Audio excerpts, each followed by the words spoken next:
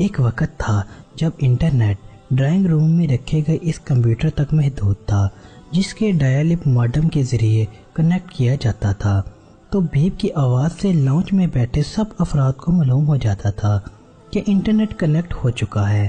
مگر اب آئی پیڈ، آئی فون کی بدولت انٹرنیٹ کی دنیا ہمارے بچوں کے ننھے ہاتھوں میں سما چکی ہے۔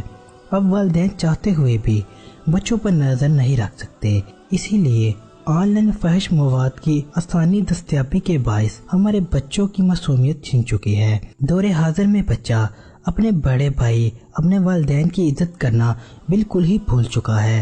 وہ اس بات سے نا آشنا ہو چکا ہے کہ وہ اپنے باپ کے سامنے اپنی آواز کو دبائے رکھنا ہے۔ والدین کی عزت و عظمت کو سپرد حق کرتے ہوئے بچے خود کو عقل مند اور دانش سمجھنا شروع کر چکے ہیں، جس کی اصل وجہ یہ ٹیکنالوجی اور ہم خود ہیں۔ ٹیکنالوجی سے ہم آہنگی ہونے کی وجہ سے آن لائن فحش مواد کی دستیابی ہمارے بچوں کو تباہی کی طرف دھکیل رہی ہے۔ پورنوگرافی کی اصل طریق کیا ہے اور یہ کیوں مرز وجود میں آئی، اور وہ کون سا بدبخت لمحہ تھا جس کی بدولت آج ذلت و رسوائی کا سامنا کرنا پڑتا ہے۔ ہمارے پیارے معزز ناظرین، پورنوگرافی کی تاریخ جاننے سے پہلے ہمارے یوٹیوب چینل پاور آف اسلام کو سبسکرائب کر دیں اور ساتھ لگے بیل آئیکن کو بھی دبا کر آل نوٹیفیکیشن کو آن کر لیجئے تاکہ مستقبل میں بھی ایسی معلوماتی ویڈیوز آپ تک پہنچتی رہے۔ دوستو، پورنوگرافی عصر حاضر کا ایک بہت بڑا زہر ہے جس کا کوئی دریافت نہ ہو سکا۔ تاریخ میں سب سے پہلے پورنوگرافی بطور ہتھیار سلطان صلاح الدین ایوبی کے دور حکومت میں ہوئی۔ اس کو بطور ہتھیار سب سے پہلے صلیبی بادشاہوں نے استعمال کیا۔ صلیبی بادشاہ ہر میدان میں مسلمان نوجوانوں کے ہاتھوں شکست سے سخت پریشان ہو چکے تھے۔ اسلامی افواج صلیبی جمعیت اور متحدہ قوتوں پر بھاری ثابت ہو رہے تھے۔ صلیبیوں کی سوچ کا دھارا اس وقت بدلا جب 1.5 لاکھ مسلمانوں نے بیرہ کیانس کے ساحل پر 15 لاکھ صلیبی جنگجوؤں کے لاشوں کے ڈھیر لگا دیے۔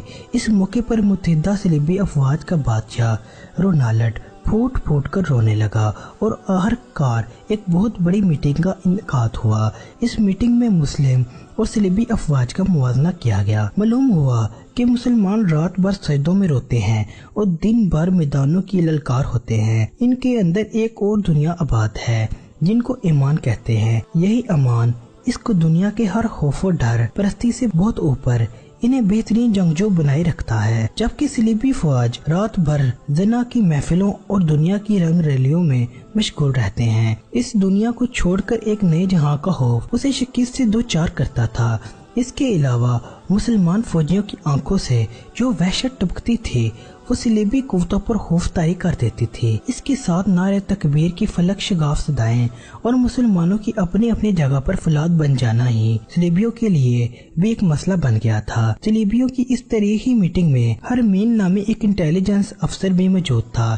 یہ وہ شخص تھا جس نے صلیبی تاریخ میں مسلمانوں کو سب سے زیادہ نقصان پہنچایا۔ یہ نہایت شاطر اور ذہین و فطین شخص جس نے مسلمان اور صلیبی نوجوانوں کی نفسیات پر بات کرتے ہوئے واضح کیا کہ میری 60 سالہ زندگی کا تجربہ ہے، ایک عیاش پرست وجود کبھی بھی زندگی کے میدان میں بہترین سپاہی نہیں بن سکتا۔ خصوصاً وہ لوگ جو سیکس کے معاملات میں زیادہ دلچسپی رکھتے ہیں، ان کی جسمانی روحانی طاقتیں ختم ہو کر رہ جاتی ہیں۔ اگر میں بات کروں مسلم فوج کی تو مسلمان فوج میں ایسے نوجوانوں کی اکثریت ہے جو سیکس کی لذت سے نہ آشنا ہے۔ اس میں سے جو شادی شدہ ہیں وہ بھی اس چیز کو ایک حد تک آزما پاتے ہیں۔ تصور کی رہنمائی اور خوبصورت نظارے ہمیشہ ان کی پہنچ سے دور رہے ہیں، لہذا اگر ہم ان میں جنسی بھوک کو پیدا کر دیں تو ان کی سوچ اور نظریات کو کمزور کیا جا سکتا ہے۔ ہرمن کے اس خیال پر رونالڈ نے نقطہ اٹھایا کہ اس نے کہا کہ ہم نے بارہا نہایت خوبصورت لڑکیوں کو مسلمان فوج میں داخل کروا چکے ہیں۔ اس کام میں بہت زیادہ تقریب کاری بھی کرنا پڑی، لیکن مسلمان افواج ان حسین لڑکیوں کی طرف دیکھنے کا تکلف بھی نہیں کرتے تھے اور بہت سی لڑکیاں مسلمان افواج کا کردار دیکھ کر صلیبی حمایت چھوڑ چکی ہیں، لہذا تمہارا یہ منصوبہ کبھی کامیاب نہیں ہو سکتا۔ ہرمن نے فوری جواز پیش کرتے ہوئے کہا کہ جب تک آپ کے اندر کسی چیز کا تصور موجود نہ ہو تو اس کا ہونا نہ ہونا بے معنی ہوتا ہے۔ ہمیں مسلمان افواج میں जिनसी दुनिया का तस्वर पैदा करना होगा, ऐसा तस्वर जो इसकी सोच की राहदारी में बरहना औरतों की हसीन अदाओं के साथ गर्दिश करता दिखाई दे। इसके बाद हमारी सकाफत के हवाले दिए जाएंगे, क्योंकि ये हमारी इजाद होगी और यही वाहिद तरीका है जिसे हम मुसलमानों को शिकस्त दे सकते हैं। रोनाल्ड हरमन की इस बात पर बहुत संजीदा हुआ और सरगोशी भरे लहजे में कहने लगा, कहना क्या चाहते हो? हरमन ने नहायत शातिराना अंदाज में तहरीक का सबसे भयानक मंसूबा रोनाल्ड के आगे पेश किया। दुनिया के सामने ये मंसूबा आर्ट पोर्नोग्राफी के नाम से सामने आया। इस मंसूबे के 1 साल बाद सुल्तान सलाहुद्दीन अयूबी को इत्तला मिली, फौज के कुछ नौजवान रात को गायब हो जाते हैं। सुल्तान सलाहुद्दीन अयूबी ने इस बात को इतना संजीदा लिया कि सुल्तान सलाहुद्दीन अयूबी ने खुद भेष बदल कर इन नौजवानों का पीछा किया।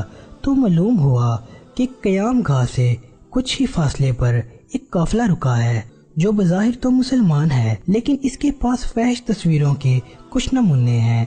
जब सुल्तान ने वो तस्वीरें देखी तो दंग रह गए कि इनमें ऐसी मंजर कशी की गई थी कि कोई भी नौजवान सेक्स के लिए जुनूनी हो सकता था। इसी दौरान सुल्तान सलाहुद्दीन अयूबी को दमिश्क और मिस्र के दीगर शहरों से इत्तला मिली कि शहर में फहश तस्वीरों के कुबाखाने खुल गए हैं, जहां जिनसी इश्तियार अंगेज तस्वीरें दिखाई जाती हैं। इन नौजवानों को जिनसियात की बाकायदा से तालीम दी जाती है। साथ ये भी लिखा था कि मुसलमान नौजवान बड़ी तेजी से बुराई की तरफ माइल हो रहे हैं। सुल्तान सलाहुद्दीन अयूबी ने फौरी अपनी जंगी पेशे कदमी रोकी और पोर्नोग्राफी की इस नासूर के खिलाफ महाज खोला। इस हवाले से सुल्तान सलाहुद्दीन अयूबी ने एक तारीखी तकरीर में कहा, हर कौम की ताकत इसका अच्छा या बुरा किरदार होता है। दुश्मन हमारी असल ताकत का अंदाजा लगा चुका है। वो सामने की जंग कभी नहीं करेगा, इसलिए कि दुश्मन अब हमारे कौमी किरदार पर हमलावर हुआ है। क्यों ना कि जरूरी नहीं कि जंग मैदानों में होती है, जंग सोच रवैयों की भी होती है।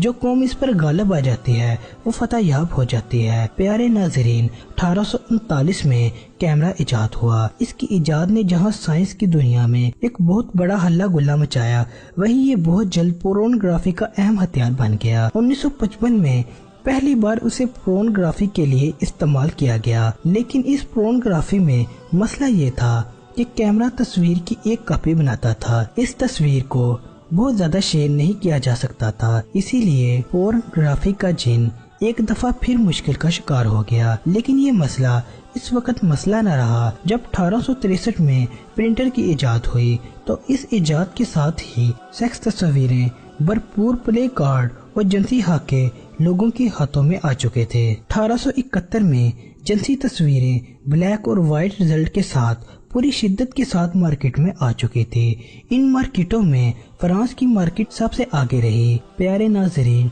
1876 में वीडियो कैमरा टेक्नोलॉजी मंजर आम पर आई। इस टेक्नोलॉजी में वीडियो कैमरा 1 मिनट में 60 तस्वीरें कैप्चर करता था और फिर इस तस्वीरों को चरहा नमा मशीन पर बड़े रोल बंडल की सूरत में चढ़ाया जाता था और इस चरहे को हाथों से चलाया जाता था, जिससे तस्वीरें इतनी तेजी से घूमती थी ऐसे लगता था जैसे वीडियो चल रही हो। इसी तरह चलते चलाते पोर्नोग्राफी हर एक मुसलमानों के घर में बजरिया इंटरनेट मौजूद है। हर मुसलमान बच्चा और जवान इस लत से न सिर्फ आशना बल्कि इस गंदगी में इस कदर गिर चुका है कि उससे चंद कदम वापसी भी इसके लिए सुहाने रूह है।